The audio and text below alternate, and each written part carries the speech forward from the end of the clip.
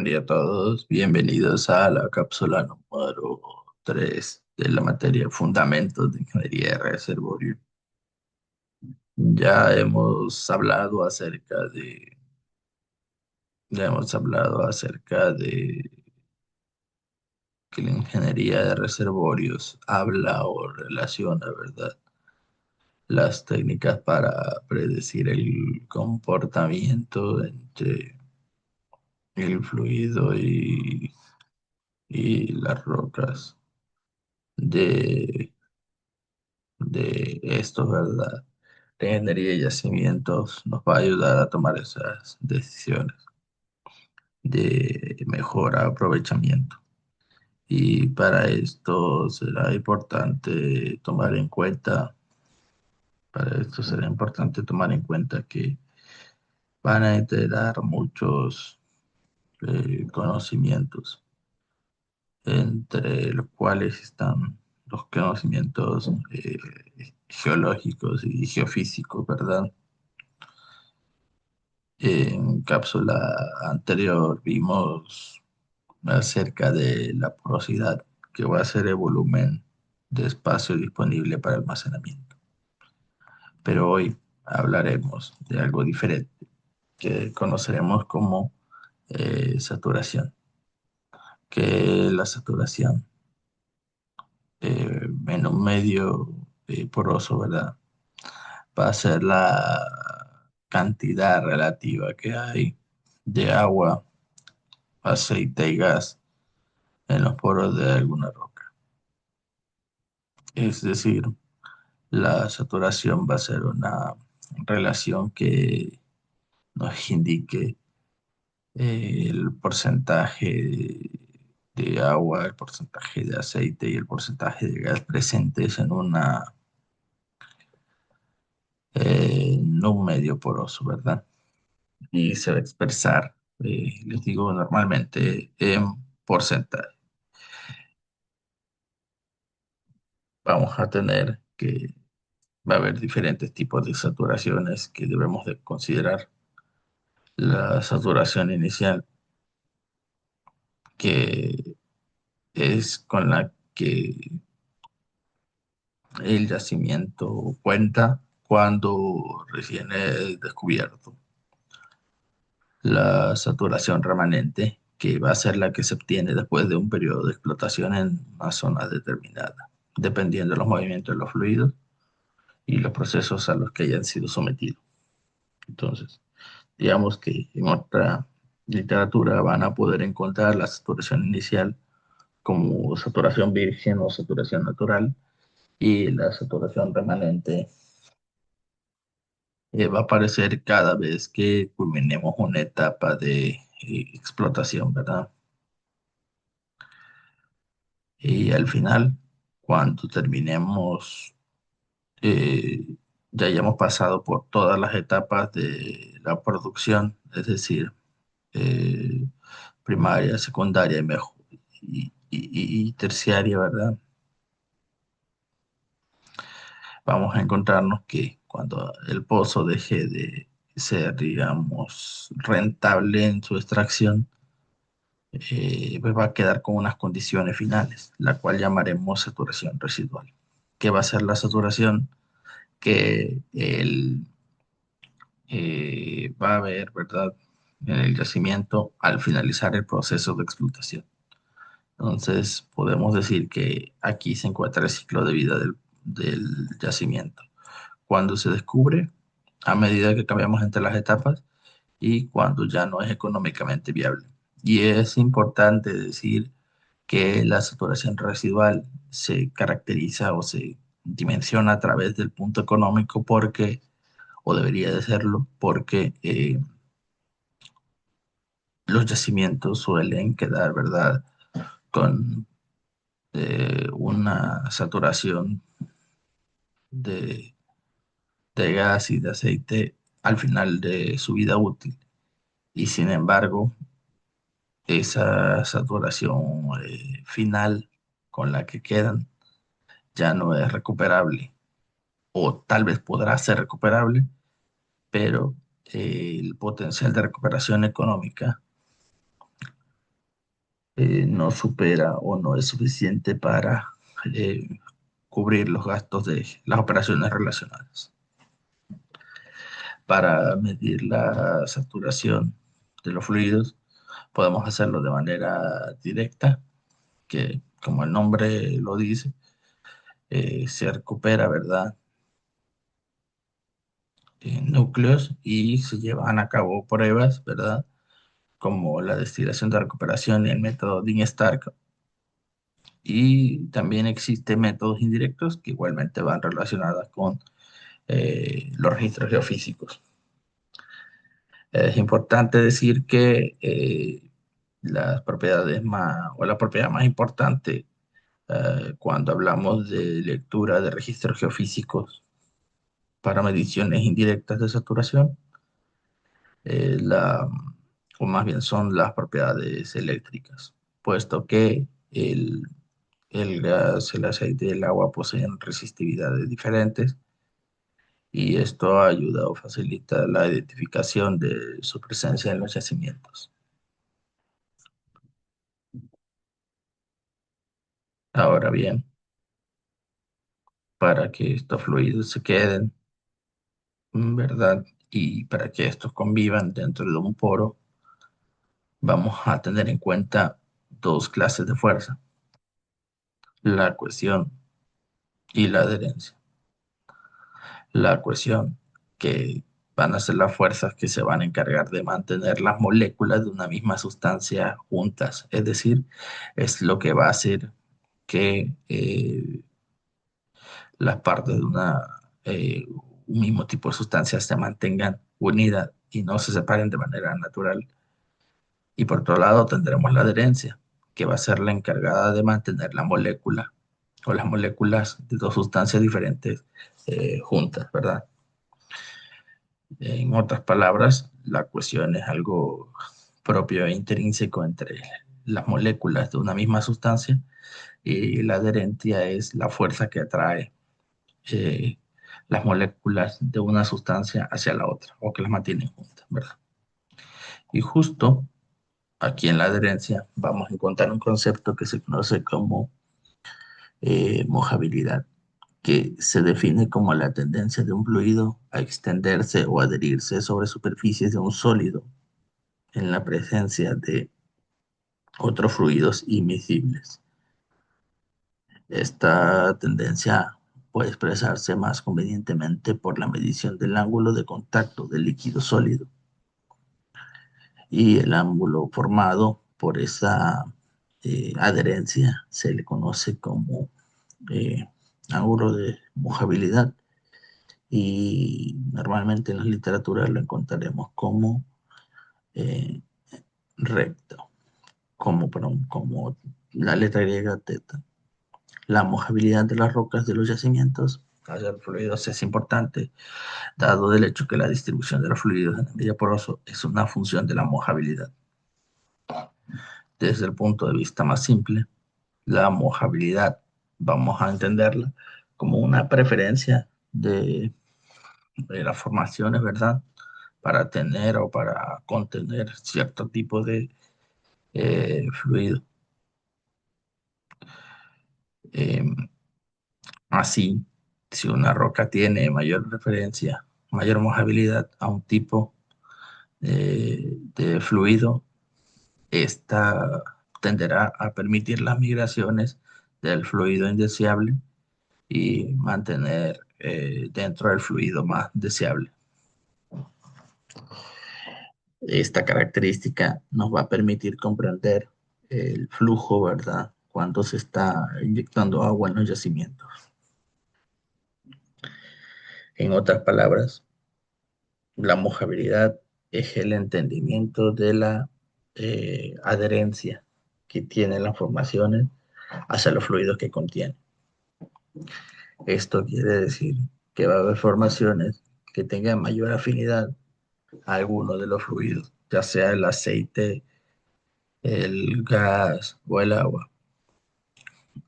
Estas preferencias en algunas literaturas los van a poder encontrar como oleofílico o hidrofílicos.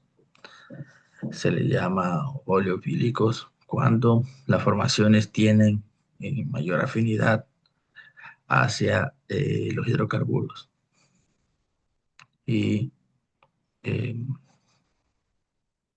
hidrofílicos cuando su mayor afinidad es al agua. Y esto, porque es importante? Porque la presencia de una fuga, que es lo que nosotros, la tubería que nosotros conectamos, ¿verdad? De la zona productiva hasta la cima, ese gran popote, si queremos verlo así, ¿verdad?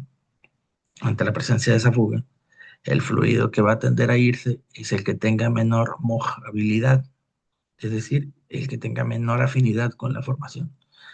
Y así va a tender a ser reemplazado por fluido que sea más de afinidad con la formación. De hecho, esta afinidad también sirve para identificar una de las fuerzas de empuje natural que revisaremos más adelante. Entonces, como les digo, normalmente se les conoce como hidrofílicos y oleofílicos, ya sea que tengan afinidad por agua o aceite o hidrocarburos, ¿no? Pero en otras literaturas también van a encontrar que las formaciones puedan ser oleofóbicas o hidrofóbicas, que sería lo contrario. Es decir, si algo es oleofóbico, tiende a no tener adherencia con los hidrocarburos. Y si algo es hidrofóbico, tiende a no tener adherencia con el agua. Es importante que no confundan o que no tomen como sinónimo lo oleofílico con lo hidrofóbico, porque les recuerdo que hay también gas, ¿verdad? Y que una roca no sea afín al agua, pero no sea o no tenga preferencia por hidrocarburo, no quiere decir que sea, es decir, que una sea oleofílica no quiere decir que sea hidrofóbica necesariamente, ¿verdad? Son fuerzas que van a estar presentes y que van a convivir, pero que no necesariamente tienen que coexistir. Entonces, al reconocer que la saturación, ¿verdad?, de agua, aceite y gas es necesaria para definir el movimiento del fluido por los medios porosos, vamos a tener que entender también que los flujos no se van a tratar de fluidos monofásicos, sino más bien se van a tratar de fluidos multifásicos. Y siempre que tratemos con fluidos multifásicos, va a ser necesario considerar el efecto de las fuerzas en las interfaces cuando dos fluidos invisibles estén en contacto. Cuando las fuerzas entre dos líquidos se encuentran para separar sus fases, se le conoce como tensión interfacial. Pero cuando la diferencia de las fuerzas que se encuentran son entre un líquido y un gas, se le llama tensión superficial. Y esto es importante porque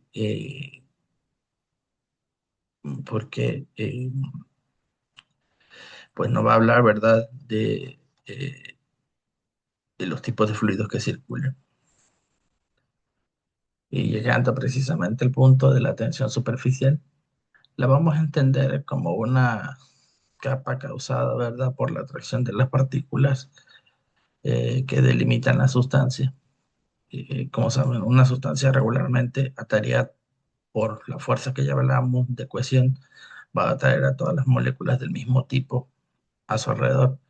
Pero cuando se encuentran los límites de la sustancia, de este lado no habrá eh, partículas que atraer de la misma sustancia por cohesión, lo que va a hacer que sean ligeramente más fuertes las fuerzas superiores y generen una capa superior, una capa muy delgada de fuerzas y que llamaríamos tensión superficial, ¿verdad? Principalmente por la atracción entre las moléculas.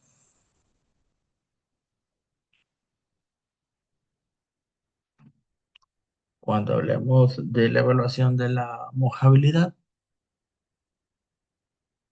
vamos a hablar también que esa mojabilidad eh, puede ser evidencia para entender la razón de flujo, ¿verdad? Dentro del yacimiento, y también vamos a poder entender que tiene cuatro categorías principales. La primera, lo que conocemos como mojado de agua, que va a representar el escenario donde la superficie de la roca tiene afinidades eh, hidrofílicas, es decir, que va a preferir mantener en sus poros agua que gas o aceite, ¿verdad?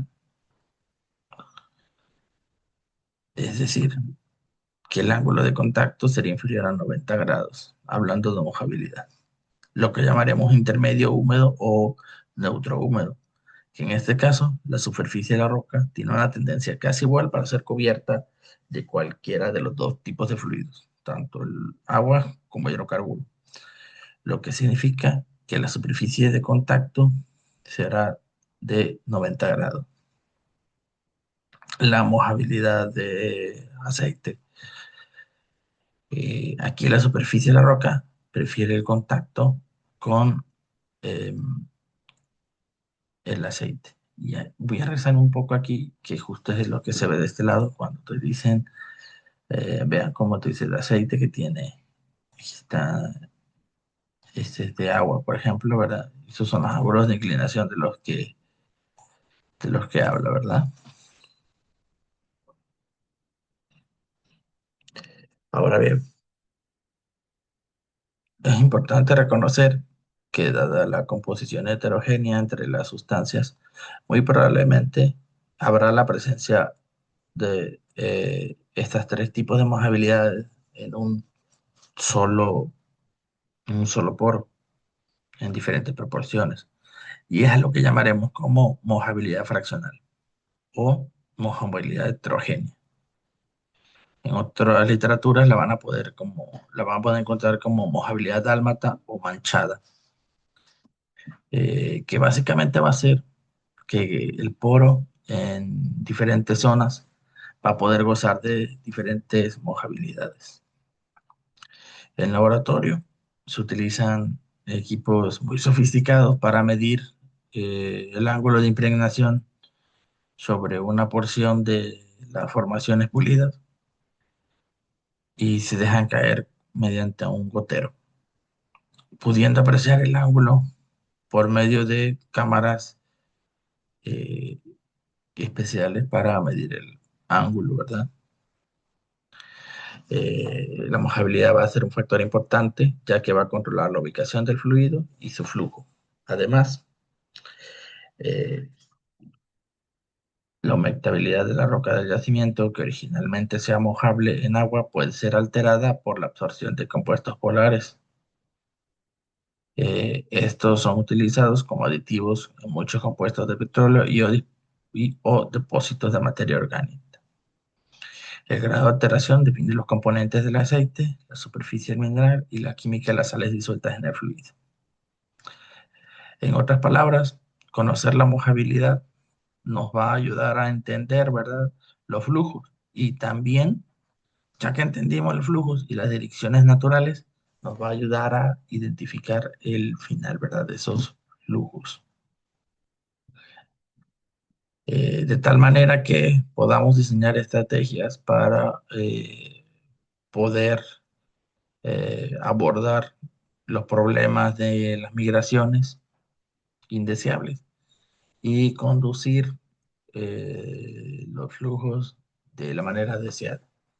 Muy bien, eso es todo por esta cápsula. Nos vemos en la cápsula número 4. Hasta luego.